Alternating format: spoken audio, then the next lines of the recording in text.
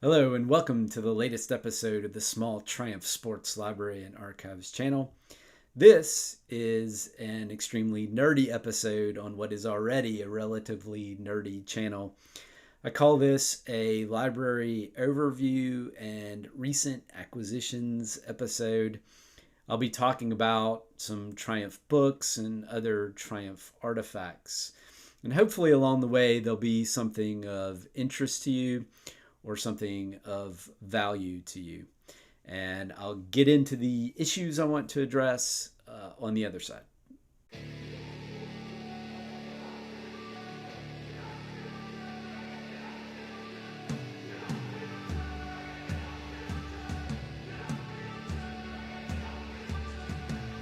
So I have several specific things that I want to cover in this episode, but before I get to them, I thought I would take the opportunity to provide a brief overview of the Triumph shelf in my library as it currently stands. And of course, I'm talking about books and other print materials here. But before I get to that, I want to make a couple of points. First of all, what I'm about to show you represents just a portion of my overall collection of Triumph-related materials. It's a significant portion, but it is just a portion. I do have other things that I use regularly that are located elsewhere. For example, there are a couple of book titles for which I currently only have ebooks. I also have a sizable collection of PDFs of factory documents, as well as some important articles about Triumph history and that sort of thing. I also have a large collection of reference photos and things like that. So I have a lot of electronic resources. I also have a decent collection of sales brochures and print ads, and many of those are hanging on walls. You can see some behind me here, but I also have some that are hanging in other locations, including in my offices at work. Also tucked away in cabinets or in closets are a lot of magazines. So I have a decent collection of magazines. I think I mentioned in the introduction video that I was an original subscriber to Spitfire and GT6 magazine, and I have a print copy of every issue of that magazine from number 1 through the end of the run. I also have every issue of the Vintage Triumph going back to when I joined the Vintage Triumph Register back in the early to mid 1990s. It's probably around 93 or 94. I also have a random collection of issues of Triumph World magazine that I picked up on newsstands going pretty far back. But I picked up a lot of issues of that magazine at the end of the run, and of course that magazine is no longer printed. Beyond that, I have a large collection of vendor catalogs and other materials. And those are just the things that I have ready access to that are kind of a little more tucked away or not visible on my library shelf. There are other things that I haven't accessed in a long time that I have and don't even necessarily know exactly where they are. All this talk about magazines makes me think about the fact that I was a subscriber to British Car Magazine back in the 1990s.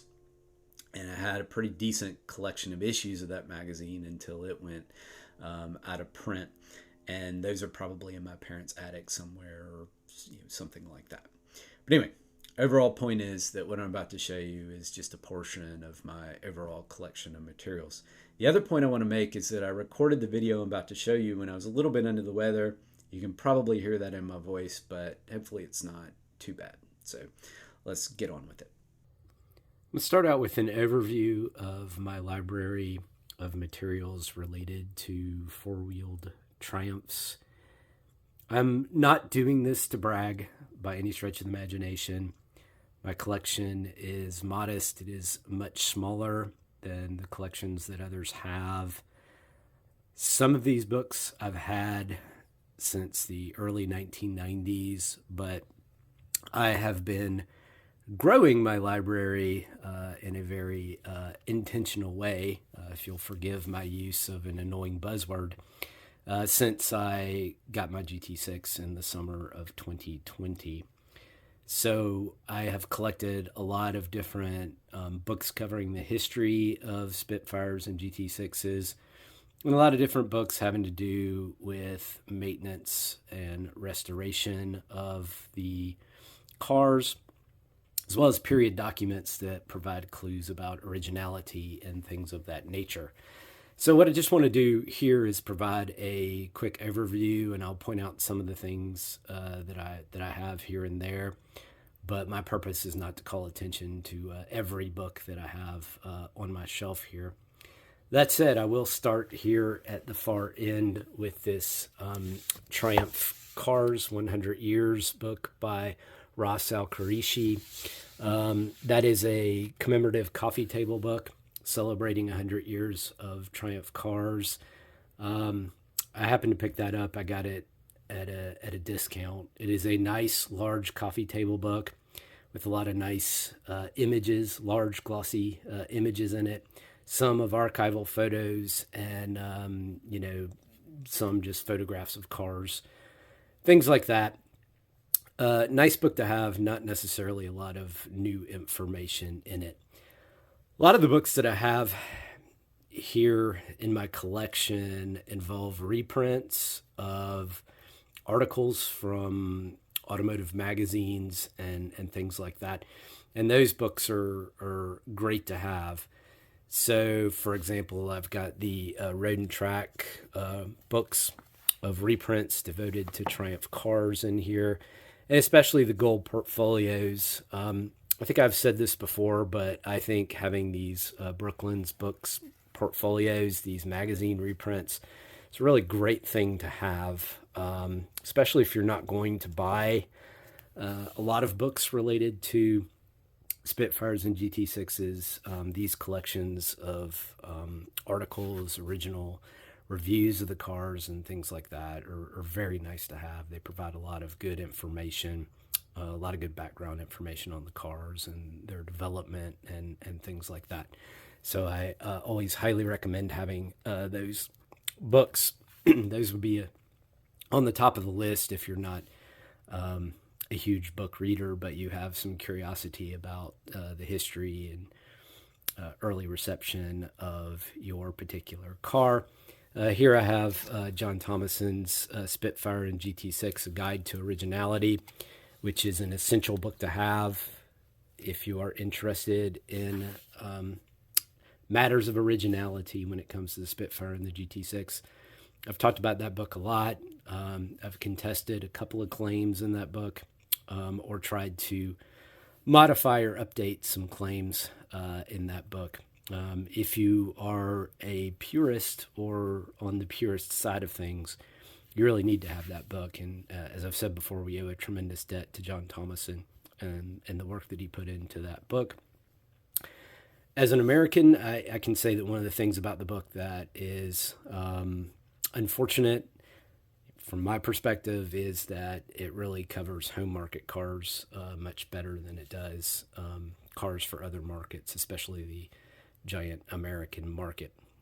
Have a lot of other books on here. I've got some of the Kelsey reprints of Triumph articles specific to the Spitfire and GT6, as well as just general Triumph models. Michael Cook's Triumph Cars in America, which I reviewed in an earlier episode. And then some of the important books that cover Spitfire and GT6 history. So Richard Dredge's Spitfire and GT6, The Complete Story. James Taylor's Triumph Spitfire and GT6, The Complete Story. Both of these books by the same publisher, this one coming before this one.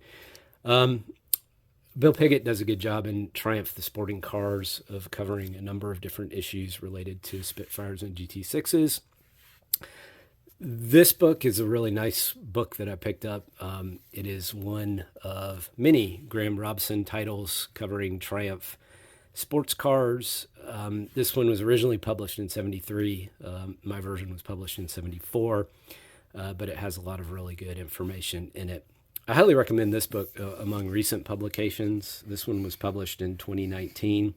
It's by John Nikas, or Nikas. I'm not sure how he pronounces it. It's a relatively inexpensive book. I think it retails for about $25. But it is a book that features a nice, concise history of the Spitfire and GT6 and a lot of great photos of restored, sometimes lightly modified cars, as well as some archival photos. I really like this book. If you don't want to lay out a lot of money, but you want a nice book covering Spitfire and GT6 history, I really do like this book a lot. Of course, Mike Cook's The Triumph Spitfire, I think, is a must-have. Originally published in 1981. I've had that particular book for a very long time. This is actually a climber owner's handbook. It's a Graham Robson title, and this is Graham Robson's book on the Triumph Spitfire and GT6 right there. Other thing in this collection I'll mention is this book, Advertising Triumph, which is just a collection of Triumph ads. I picked this up, I believe, at a swap meet at Charlotte Motor Speedway back in the early 90s, I believe. And I've made good use of this over the years, and I've used it a fair bit in my videos. Beyond these books, right here I have the competition preparation manuals. I've got a reprint there, as well as originals. That's the one for the GT6 Plus, and then an original one for the Spitfire 1500. I also have some owner's handbooks and maintenance manuals for late Spitfires, as well as for the GT6 Plus. This is my Lucas Service and Specifications Catalog collection. And in here, these are service training notes. And I also have some brochures, paint color trim brochures. I have an accessories brochure from around 1980, which I'll probably talk about in a coming video. This is Dan Masters' electrical maintenance handbook for the TR250 and TR6. Of course, I don't have a TR250 or TR6, but obviously a lot of the electrical issues with those models translates to the Spitfire and GT6, and I wanted to have a book on the shelf that kind of covered electrical issues in a basic way. As I mentioned in a previous video, my father's a master electrician. I often ask him questions about electrical issues, but it's nice to have a book on the shelf that I can just pluck off and read out of from time to time, just to try to learn something new or to refresh my memory about some kind of electrical issue. As I've mentioned before, I've really tried to commit myself to learning more about electrical matters and not being so lazy about them. I've had these Spitfire and Spitfire related workshop manuals for a long time. This is a Triumph collision guide from 1982. This is a reprint of the last Triumph Spitfire parts catalog, factory parts catalog. This is an original of the last Spitfire 1500 parts catalog. I'm going to talk about this in a little bit of detail in just a bit. This, of course, is the Lindsay Porter Peter Williams Triumph Spitfire GT6 Vitesse and Herald Restoration Manual that was, I believe, originally published by Haynes. It's now available in an Amazon reprint through Peterson Publishing. And then I've got my GT6 workshop manuals, including a later reprint of the Haynes manual, reprint of the factory workshop manual. As I mentioned before, I've got two original GT6 factory workshop manuals, and I've got the original factory parts catalog. This was printed and supplied at some point after the Mark II/Plus was introduced. My particular version was.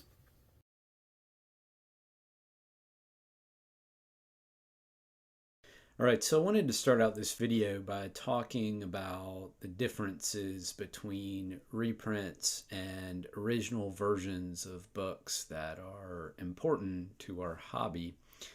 And I'm going to illustrate this primarily through the Triumph GT6 Factory Workshop Manual. It's a reprint. And here's an original. Although I think that the points that I want to make really apply to a lot of other books that are typically used in terms of workshop manuals or key reference books that are available for our cars. So the story behind this is that I ordered this reprint of the GT6 Factory Workshop Manual from Amazon around the time that I acquired my GT6. Amazon has all of the Brooklyn's books available for a good price. If you're a Prime member, it's probably where you would go to get a book like this. And when I got it, one of the first things I noticed is that on the back page, this book says made in the USA, Columbia, South Carolina, and indicates that it was printed on the 9th of June 2020, which was probably just a day or two after I ordered the book. That means that this book was essentially a kind of print on demand book. Of course, Amazon has a large distribution center in Columbia, South Carolina area. And obviously they have a printer, and if someone orders a book, they can have it printed and shipped quickly in that fashion. So that was kind of an interesting detail. And there were several other books that I ordered from Amazon. Reprint of the Auto Books workshop manual, the reprint of the Lindsay Porter restoration manual. There are other books that I received that were like that. Also, by the way, the Brooklyn's portfolios and the Road and Track reprints seem to be done that way by Amazon. So there are a number of books that this applies to, but I can't make direct comparisons of all of those books because I don't have original or earlier prints of all of those books. I can, however, make a very specific comparison between the reprint and the original of the GT6 Factory Workshop Manual. And this is something that I noticed online. So if you know where to look, you can find a PDF of this GT6 Factory Workshop Manual online, download it for free, and you have it. That scan seems to be of a reprint and not of the original. And what I'm about to talk about has to do with what I noticed when I saw people providing photographs of the original workshop manual. And the key point that I want to make is the degradation in the quality of the photographs that are used in the workshop manual from the original to the reprint. Let me show you what I mean. So this image is a comparison of the reprint versus the original. And on the left-hand side, we have the reprint, and on the right-hand side, we have the original. And obviously, there is a crisp, clear photographic quality to the photos in the original workshop manual. And there is a graininess and lack of clarity in the photos in the reprint. This becomes especially evident when you compare these two images back to back. And it may be with this image that I originally noticed this problem, having seen a photo of the photo in the original and noticed that it was so much clearer and so much easier to make out details than from looking at the images in the reprint. So this is the reprint version. This is the original. Reprint version, original. There's just a world of difference between those. And so my point is, if you are interested in originality and you really like to poke at details about the cars, it is completely worthwhile for you to invest in an original copy of something like the workshop manual. They can be had in reasonably good condition for a reasonable amount of money. Frankly, for not too much more than a reprint of the factory workshop manual if you shop around a little bit. And the clarity you get in the images is exponentially better than in any of the reprints. So that's my comparison between a reprint of the GT6 Factory Workshop Manual and the original Factory Workshop Manual. Just wanted to make a point about the degradation in the quality of the photos when you get to the reprint. That's been true, I think, of every reprint that I've seen. I'm not going to get into why that's the case. Frankly, I could guess, but I can't tell you for sure, so I won't go there. I'm also not saying that it is simply an Amazon problem. I don't think it is. I think it just has to do with the choices that are made in reprinting books these days. And by the way, I mean, the reprint is fine. You get all of the basic information you need, and if that's all you care about, that's great. You know, with the reprint, you get all of the 98% accurate information that the Factory Workshop Manual provides, as well as the 2% erroneous content in the Factory Workshop Manual. But if that's all you care about, that's good. But if you are a detail-oriented person and you like to see images of the cars as they were apparently originally constructed and nice detailed images related to operations you're doing, you really want to get an original Factory Workshop Manual.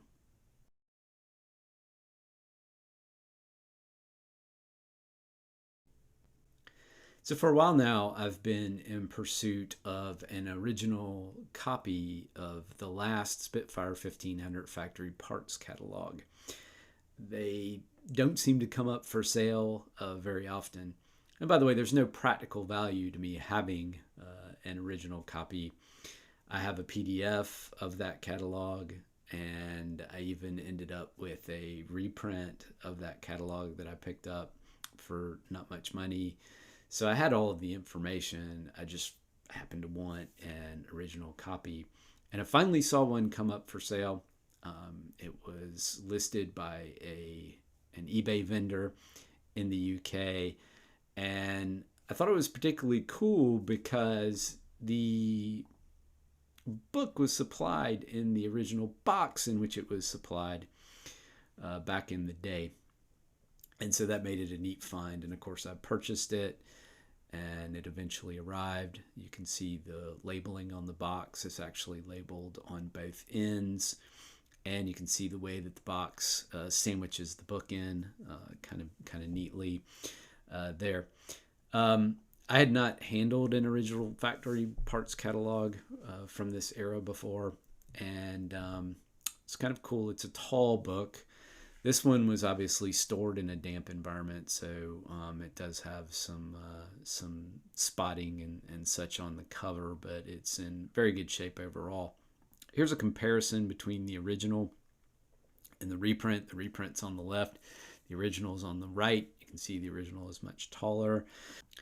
If you're at all familiar with reprints of these types of documents, then you know that they are typically condensed, not in content, but in size. So on the left-hand side of your screen there, you see the reprint. On the right-hand side, you see the original. The original is obviously much thicker. And the reprint is condensed by reorienting the pages. So each page of the reprint features 2 pages of the original. You have to turn the book sideways in order to read those 2 pages as shown in the images here. And by the way, this is the way that the GT6 Factory Workshop Manual is reprinted as well. So I cover this for a couple of reasons. The first one is just personal. I'm just happy to finally have an original factory parts catalog that is appropriate for my late Spitfire 1500. But the important part for this video is I wanted to cover the telltale signs when it comes to the difference between an original and a reprint of this book. And what I'm talking about probably also applies to other British Leyland / Triumph books published around this time, but I've spent the most time shopping for this specific book, and so it's what I can speak to the most. And the problem is that with a lot of eBay listings or even listings through other vendors or sellers elsewhere, a lot of times the descriptions of the item are kind of vague, or the number of photographs offered are limited.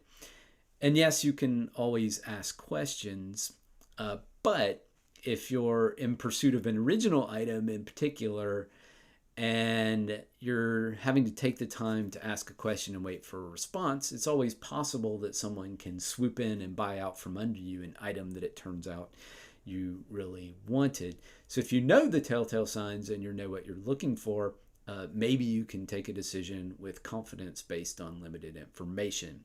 So the bottom line from what I've covered is that if you happen to see a book and it looks like it is relatively tall and narrow and especially thick, then you're likely looking at an original book. If you're given enough information and you can tell if the book opens and reads like a normal book, it is almost certainly an original publication. If it is a book that you have to open and turn sideways in order to read, then you are dealing with a reprint. So hopefully that is helpful to somebody out there.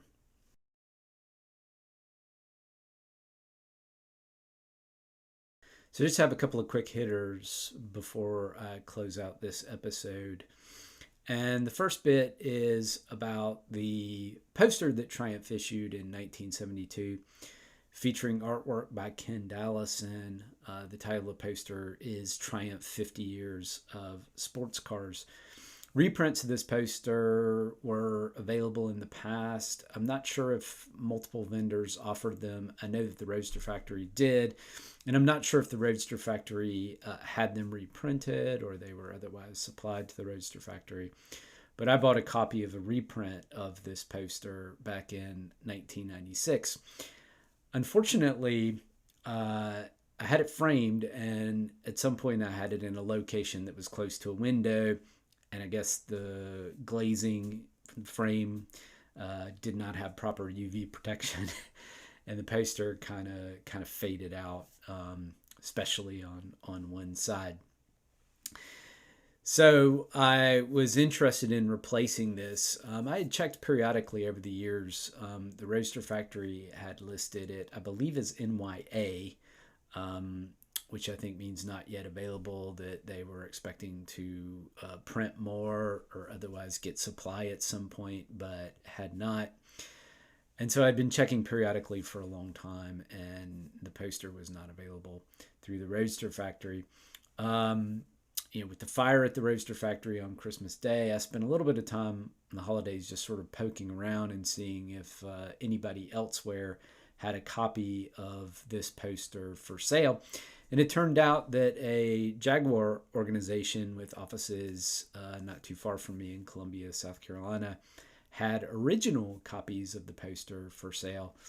And so I figured to just take a second to talk about the differences between the original and the reprint, even though it might seem rather obvious. So first and foremost, here is the poster in question. This is the reprint that I got from the Roadster Factory. And you can see it is kind of faded. The colors aren't very vivid in it. It's especially faded on the left-hand side. And this is the original that I purchased over the holidays. And the colors on it are quite vivid. It is an original poster. It was not necessarily stored extraordinarily carefully, so it does have a little bit of spotting on it and a few wrinkles here and there, but it's in very nice overall shape for an original poster. Here's the point that I want to make about the difference between the original and the reprint. So the reprint does not have any kind of copyright information or any kind of logo on it in the bottom left-hand corner, and the original does. So the original has the British Leyland symbol in the corner, as well as copyright information, and obviously my poster that I acquired is from the second printing, but I was very happy to get an original of this poster. It wasn't really a big deal to me. I was not seeking an original version of this poster. I'd been happy with a reprint that was in good shape. But it's kind of cool to have an original one. If you happen to be searching for an original one, don't know the difference between an original or a reprint, again, that bottom left-hand corner will tell the story.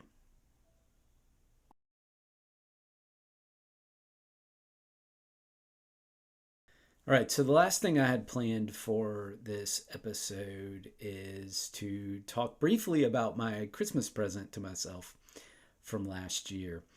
And it's something that I found while I was doing my normal searching for Triumph books and Triumph related documents and things like that. And you can actually see it over my left-hand shoulder here.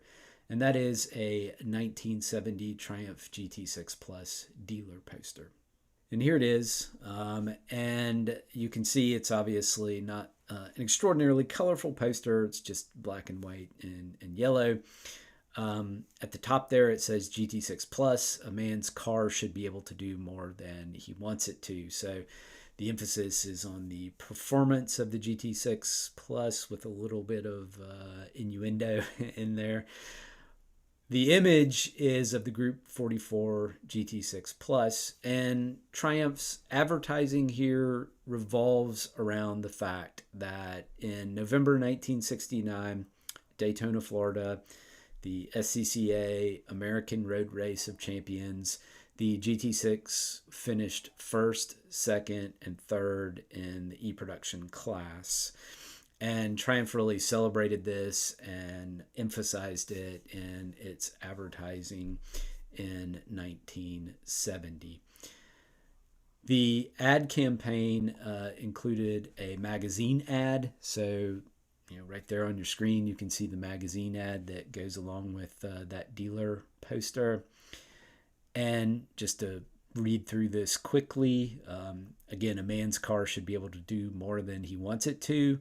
Triumph builds sports cars, not racing cars, but we race them because we know that a car that wins on the track can do better on the road, and Triumphs do consistently better on the track than any other cars in their classes. So when you're out driving, you can enjoy our race-proven engine. You'll feel the precise turns of our rack and pinion steering, the road-hugging ride of our independent suspension. You'll have confidence that our powerful disc brakes will stop you smoothly and evenly. You'll know a Triumph can do more on the track than you'll ever ask it to do on the road. Test drive a 1970 Triumph Spitfire Mark III, GT6 Plus, TR6 at your dealer. Prices range from $2,395 to $3,595. Get the feel of a car that can do more than you want it to. And then the standard British Leyland Motors contact information at the end of the ad. But that is not the only ad that Triumph put out there that used that image or that emphasized the victories in SCCA racing. And of course, Triumph famously ended up placing dash plaques in later GT6s and later Spitfires, for the American market at least, in order to emphasize the car's prowess in SCCA racing. But Triumph also had this ad. Triumph sweeps E production and wins F production in the championships. And just to run through this text quickly, at Daytona, the 1969 SCCA race winners from each national division met in the American Road Race of Champions to decide the Super Champions. The Triumph GT6 Plus took first, second, and third places in E production, and a Spitfire Mark III won F production. We didn't win C production, but a 69 TR6 did place third behind two Porsche 911s.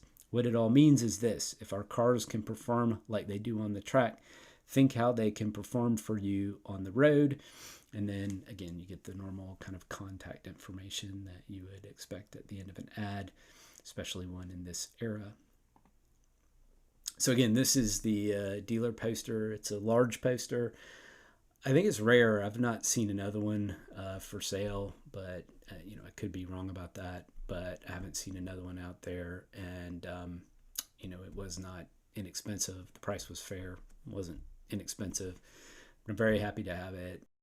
It is kind of interesting to read Triumph bragging about its technology and performance at a pivotal point in history when it was falling further and further behind. However, I certainly admire the accomplishments of those SCCA champions, what they were able to get out of Triumph's soulful offerings of the period. And naturally, Triumph was trying to capitalize on those successes. So it all makes sense from that perspective. I've rambled more than enough in this episode. If you're still with me, God bless you. I am working on some other things. I did want to say that, especially as the weather warms up, I'd like to have my videos a little bit less based in the library and a little more in the garage. I also potentially have a little bit of story time coming up too. We'll see what happens with that. But I do hope to be back before too long. Thanks again for watching, and please take care. See you later.